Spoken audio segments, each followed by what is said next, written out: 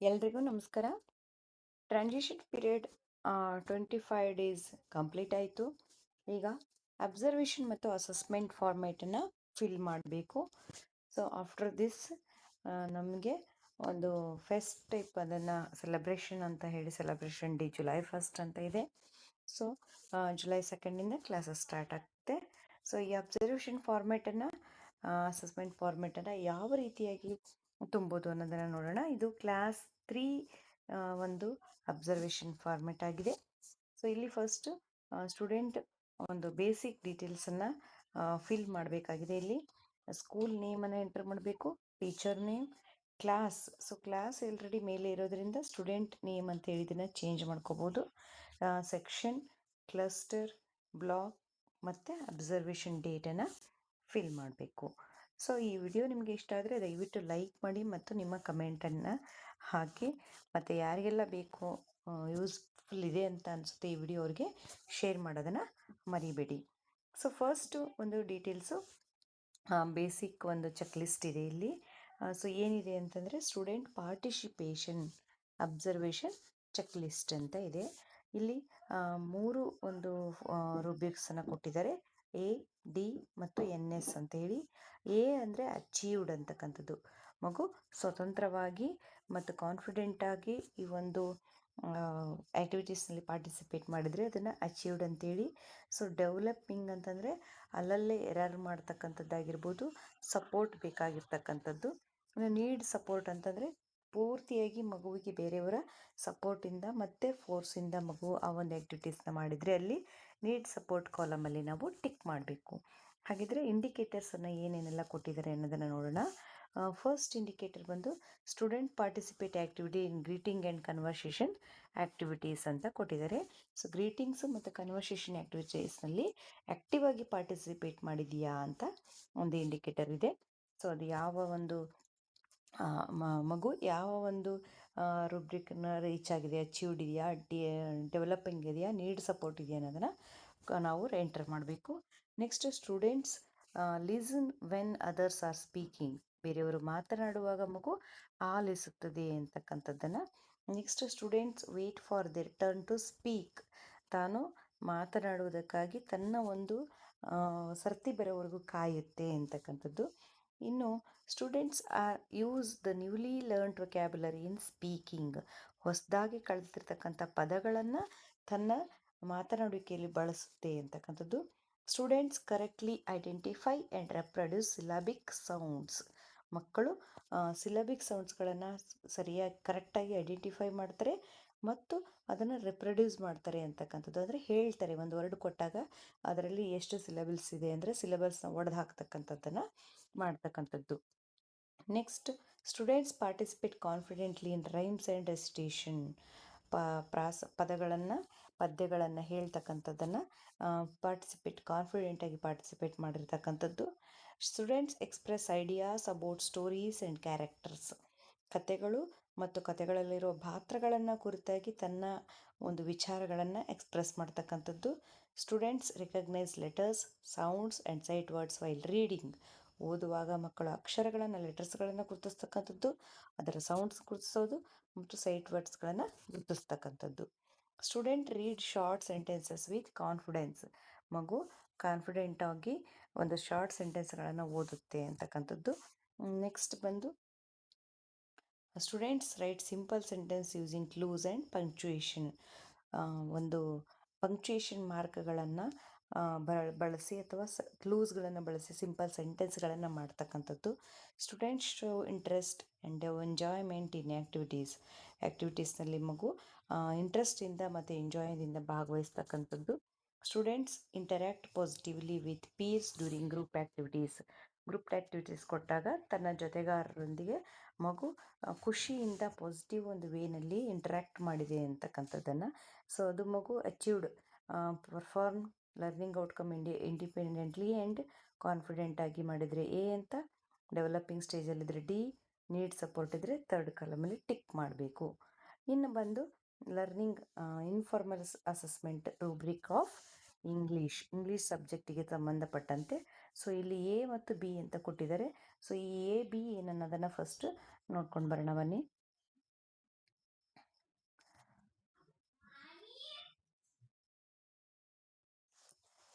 So A A ಅಂತ ಅಂದರೆ ಏನು ಅಂತಂದರೆ, ಎ ಅಂತ ಯಾವಾಗ ನಾವು ಟಿಕ್ ಮಾಡಬೇಕು ಅಂದರೆ, performs the learning outcome independently and confidently. ಮಗು ಸ್ವತಂತ್ರವಾಗಿ ಮತ್ತು ಕಾನ್ಫಿಡೆಂಟಿಂದ ಆ ಒಂದು ಲರ್ನಿಂಗ್ ಔಟ್ಕಮನ್ನು ಪರ್ಫಾರ್ಮ್ ಮಾಡಿದಾಗ ಎ ಅಂತ. ಬಿ ಅಂತ ಯಾವಾಗ ತೋರಿಸ್ಬೇಕು, ಬಿ ಅಂದರೆ performs with some support or occasional errors and requires continuous guidance and practice ಅಂತ. ಅಂದರೆ ಮಗು ಕೆಲವೊಂದು ಸಪೋರ್ಟ್ ಮೂಲಕ ಅಥವಾ ಕೆಲವೊಂದು ತಪ್ಪುಗಳಿಂದ ಆ ಒಂದು ಲರ್ನಿಂಗ್ ಔಟ್ಕಮನ್ನು ಮಾಡಿದರೆ, ಅಥವಾ ಕಂಟಿನ್ಯೂ ಆಗಿ ಮಗುವಿಗೆ ಗೈಡೆನ್ಸ್ ಮತ್ತು ಪ್ರಾಕ್ಟೀಸ್ ಬೇಕು ಅಂತ ಅನಿಸುತ್ತೆ ಅನ್ನೋದಾದರೆ ಆ ಒಂದು ಲರ್ನಿಂಗ್ ಔಟ್ಕಮ್ಗೆ ಅಲ್ಲಿ ಬಿ ಏನದನ್ನು ತುಂಬಬೇಕಾಗುತ್ತೆ. ಸೊ ಇಂಗ್ಲೀಷ್ ಸಬ್ಜೆಕ್ಟಿಗೆ ಬಂದರೆ, ಫಸ್ಟ್ ಒಂದು ಲರ್ನಿಂಗ್ ಔಟ್ಕಮ್ ಏನು, participates in role plays using appropriate words, phrases and sentence. ಒಂದು ಸರಿಯಾದ ಪದ ಮತ್ತು ಪದ ಸಮುಚ್ಚಯಗಳು, ಫ್ರೇಸಸ್ಗಳು ಮತ್ತು ವಾಕ್ಯಗಳನ್ನು ಬಳಸಿ ರೋಲ್ ಪ್ಲೇನಲ್ಲಿ ಮಗು ಪಾರ್ಟಿಸಿಪೇಟ್ ಮಾಡುತ್ತೆ. ಎರಡನೇದು, engages in simple conversation with peers and teachers using familiar expressions. ಸರಳವಾದಂತಹ ಕನ್ವರ್ಸೇಷನ್ ಮೂಲಕ ಸಹಚರರೊಂದಿಗೆ ಅಂದರೆ ಸಹಪಾಠಿಗಳೊಂದಿಗೆ, ಪೀರ್ಗಳೊಂದಿಗೆ ಮತ್ತು ಟೀಚರ್ಸ್ ಜೊತೆಗೆ ಫೆಮಿಲಿಯರ್ ಎಕ್ಸ್ಪ್ರೆಷನ್ಗಳನ್ನು ಬಳಸಿ ಮಗು ಎಂಗೇಜ್ ಆಗುತ್ತೆ ಅಂತ ಕನ್ವರ್ಸೇಷನಲ್ಲಿ ಭಾಗವಹಿಸುತ್ತೆ. ಥರ್ಡ್ ಒನ್ ಬಂದು listens attentively to others ideas and speaks when their turn arrives. ಬೇರೆಯವರು ಹೇಳಿದ್ದನ್ನು ಅಟೆಂಟಿವ್ ಆಗಿ ಅಂದರೆ ಗಮನವಿಟ್ಟು ಕೇಳಿಸ್ಕೊಂಡು ತನ್ನ ಟರ್ನ್ ಬಂದಾಗ ಮಗು ಮಾತನಾಡುತ್ತೆ. Respond to simple questions and instructions in classroom situations. Classroom ತರಗತಿ ಸನ್ನಿವೇಶದಲ್ಲಿ ಮಗು ಸರಳವಾದಂಥ ಪ್ರಶ್ನೆಗಳಿಗೆ ಮತ್ತು ಇನ್ಸ್ಟ್ರಕ್ಷನ್ಸ್ಗಳಿಗೆ, ಸೂಚನೆಗಳಿಗೆ ರೆಸ್ಪಾಂಡ್ ಮಾಡುತ್ತೆ. Uses newly learned vocabulary meaningfully in spoken context.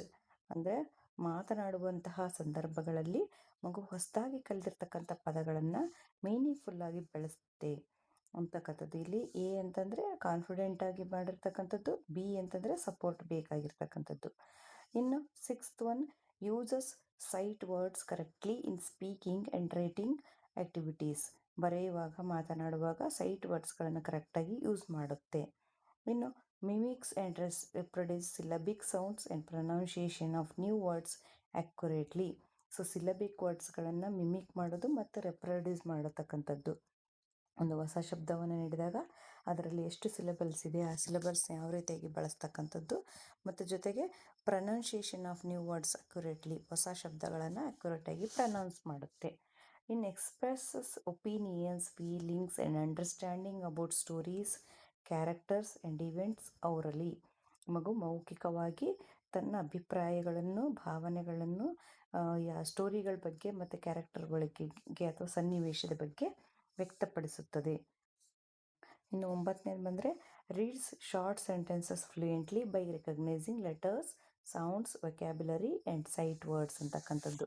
ಮಗು ಅಕ್ಷರಗಳನ್ನು ಗುರುತಿಸುವ ಮೂಲಕ ಅಥವಾ ಸೌಂಡ್ಸ್ಗಳನ್ನು, ಅದರ ಒಂದು ಸೌಂಡನ್ನು ಗುರುತಿಸ್ತಕ್ಕಂಥದ್ದು ಅಥವಾ ಪದಗಳನ್ನು ಗುರುತಿಸೋದು, ಸೈಟ್ ವರ್ಡ್ಸ್ಗಳನ್ನು ಗುರುತಿಸೋ ಮೂಲಕ ಶಾರ್ಟ್ ಸೆಂಟೆನ್ಸ್ಗಳನ್ನು ಫ್ಲೂಯೆಂಟಾಗಿ ಓದುತ್ತದೆ. Next, rights 3 to 4 meaningful sentences or a short paragraph on personal experiences using verbal, visual clues, appropriate vocabulary, capitalization and punctuation ಅಂತಕ್ಕಂಥದ್ದನ್ನು ಹೇಳ್ತಾರೆ. ಅಂದರೆ 3ರಿಂದ 4 ವಾಕ್ಯಗಳನ್ನು, ಒಂದು ಶಾರ್ಟ್ ಪ್ಯಾರಾಗ್ರಾಫನ್ನು ಪರ್ಸ್ನಲ್ ಎಕ್ಸ್ಪೀರಿಯನ್ಸ್ ಬಗ್ಗೆ, ತನ್ನ ಒಂದು ಎಕ್ಸ್ಪೀರಿಯನ್ಸ್ ಬಗ್ಗೆ ಬರೀತಕ್ಕಂಥದ್ದು. ವರ್ಬಲ್ ಕ್ಲೂಸನ್ನು ಅಥವಾ ವಿಜುವಲ್ ಕ್ಲೂಸ್ಗಳನ್ನು, ಅಂದರೆ ಮಗುವಿಗೆ ನಾವು ಹೇಳೋದಾಗಿರ್ಬೋದು, ಕ್ಲೂ ಕೊಡ್ತಕ್ಕಂಥದ್ದು. ಅಂದರೆ ನಿನ್ನ ಮಾರ್ನಿಂಗ್ ರೊಟೀನ್ ಬಗ್ಗೆ ಬರಿ, ಅಥವಾ ನಿನ್ನ ಮಿಡ್ ಡೇ ಮೀಲ್ ಬಗ್ಗೆ ಬರಿ, ಅಥವಾ ಸಾಯಂಕಾಲ ನೀನು ಏನು ಮಾಡ್ತೀಯ ಅದ್ರ ಬಗ್ಗೆ ಬರಿ ಅಂತಕ್ಕಂಥದ್ದು. ಡೈಲಿ ಎಕ್ಸ್ಪೀರಿಯನ್ಸ್ಗಳನ್ನು ಬರೀತಕ್ಕಂಥದ್ದು. ಪಂಕ್ಚುಯೇಷನ್ಸು, ಕ್ಯಾಪಿಟಲೈಸೇಷನ್ನ ಯೂಸ್ ಮಾಡ್ತಕ್ಕಂಥದ್ದು ಇರಬೇಕಿಲ್ಲಿ. ನೆಕ್ಸ್ಟ್ ಬಂದು ಕನ್ನಡಕ್ಕೆ ಬಂದರೆ, ಕನ್ನಡದಲ್ಲಿ 1ನೇ ಒಂದು ರೂಬ್ರಿಕ್ ಏನಿದೆ ಅಂತ, ಲರ್ನಿಂಗ್ ಔಟ್ಕಮ್ ಏನಿದೆ, ಆಲಿಸಿದ ವಿಷಯಗಳ ಅಂದರೆ ವಿಚಾರಗಳಾಗಿರ್ಬೋದು, ಕವಿತೆ, ಕಥೆಗಳಾಗಿರ್ಬೋದು ಮುಕ್ತವಾಗಿ ಮಾತನಾಡುತ್ತಾರೆ. 2ನೇದು, ತನ್ನ ನಿಜ ಜೀವನ ಮತ್ತು ಸುತ್ತಮುತ್ತಲಿನ ಪರಿಸರದ ಅನುಭವಗಳನ್ನು ತಾನು ಕೇಳಿದ ಕತೆ, ಕವಿತೆ, ನೋಡಿದ ಪೋಸ್ಟರ್ಗಳ ಜೊತೆ ಸಂಬಂಧೀಕರಿಸುತ್ತಾರೆ. ತನ್ನ ನಿಜ ಜೀವನದಲ್ಲಿ ಅಥವಾ ಸುತ್ತಲಿನ ಪರಿಸರದಲ್ಲಿ ಆದ ಅನುಭವಗಳನ್ನು ಕತೆಗಳಿಗೆ ಅಥವಾ ಕವಿತೆಗಳಿಗೆ, ಪೋಸ್ಟರ್ಗಳ ಜೊತೆ ಸಂಬಂಧೀಕರಣ ಮಾಡ್ತಕ್ಕಂಥದ್ದು. ಕಿರು ಪದ್ಯಗಳನ್ನು ಸ್ಪಷ್ಟವಾಗಿ ಓದಿ ಅದರ ಅರ್ಥವನ್ನು ತಮ್ಮದೇ ಮಾತುಗಳಲ್ಲಿ ಹೇಳುತ್ತಾರೆ. ಚಿಕ್ಕ ಚಿಕ್ಕ ಪದ್ಯಗಳನ್ನು ಓದೋದು ಮತ್ತು ಅರ್ಥವನ್ನು ಹೇಳ್ತಕ್ಕಂಥದ್ದು. 4ನೇದು ಬಂದು ಚಿತ್ರವೊಂದರಲ್ಲಿ ಅನುಕ್ರಮವಾಗಿ ಜೋಡಿಸಿದ ಬೇರೆ ಬೇರೆ ಘಟನೆ, ಸಂದರ್ಭ, ಕತೆ ಇವುಗಳನ್ನು ನೋಡಿ ಗ್ರಹಿಸುತ್ತಾರೆ ಮತ್ತು ಮೆಚ್ಚಿಕೊಳ್ಳುತ್ತಾರೆ. ಸೊ ಅನುಕ್ರಮವಾಗಿರ್ತಕ್ಕಂಥ ಕತೆಗಳನ್ನು ಮತ್ತು ಸಂದರ್ಭವನ್ನು ಸರಣಿಯಲ್ಲಿ ಜೋಡಿಸ್ತಕ್ಕಂಥದ್ದು.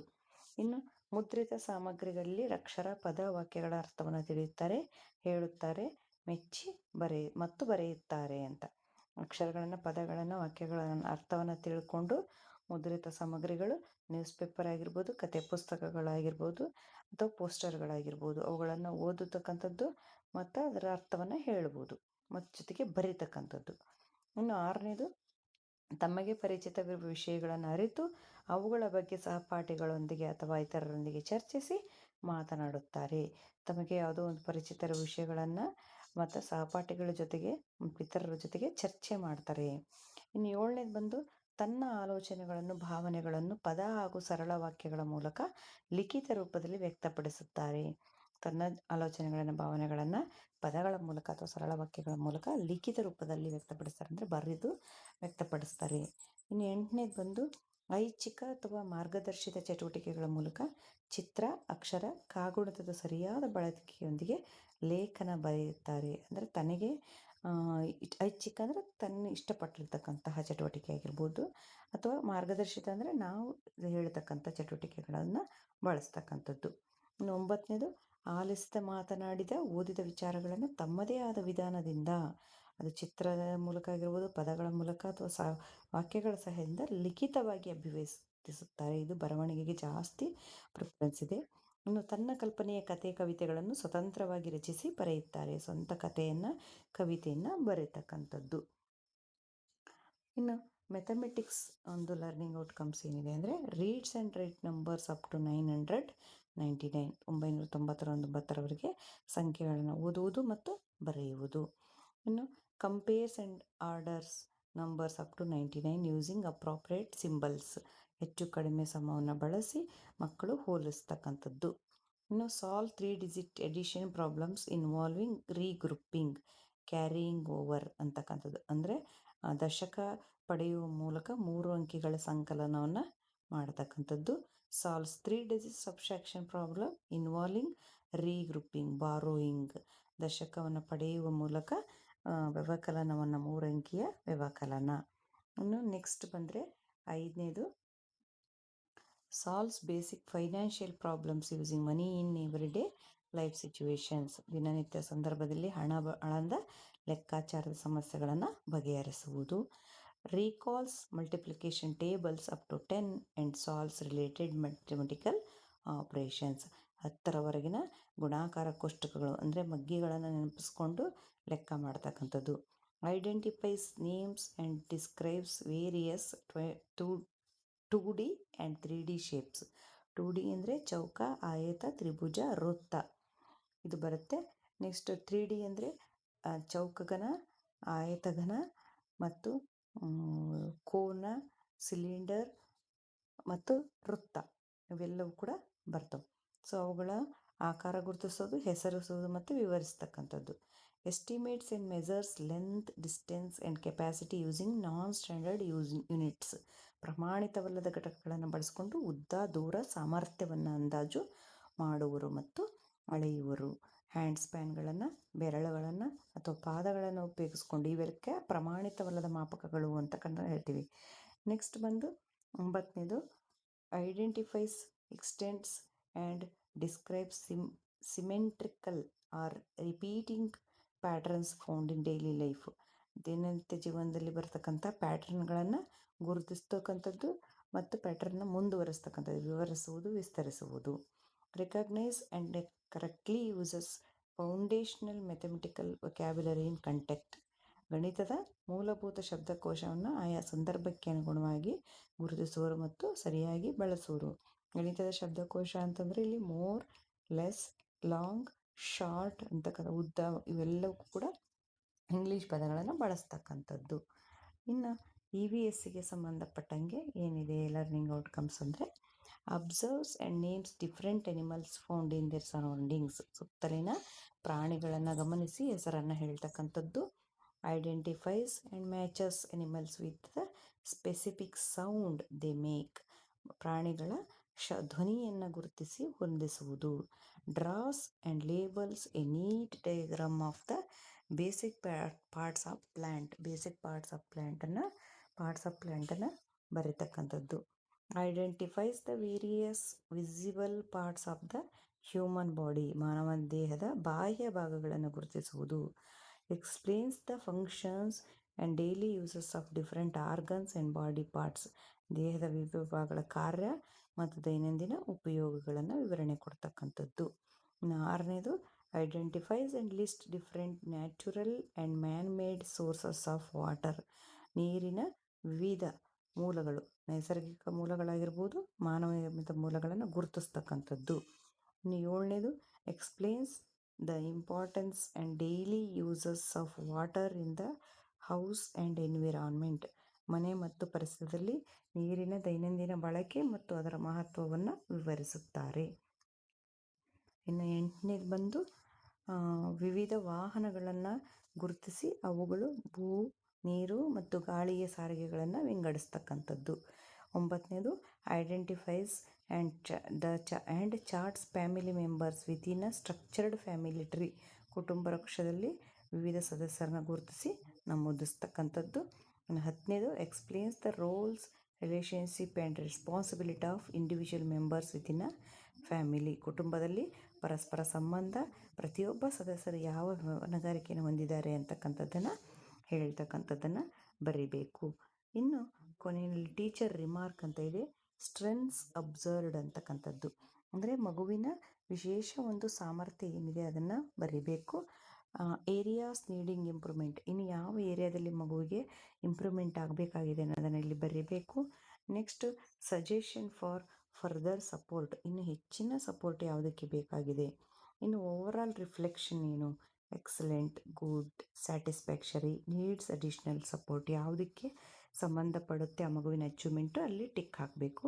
ಕೊನೆಯಲ್ಲಿ class teacher, headmaster signature ಹಾಕಿ ಡೇಟನ್ನು ಮೆನ್ಷನ್ ಮಾಡಬೇಕು. ಇದಿಷ್ಟು ಕ್ಲಾಸ್ 3 ಅಬ್ಸರ್ವೇಷನ್ ಮತ್ತು ಅಸೆಸ್ಮೆಂಟ್ ಫಾರ್ಮೆಟ್ ತುಂಬುವಂತಹ ವಿಧಾನ ಆಗಿದೆ. Thank you.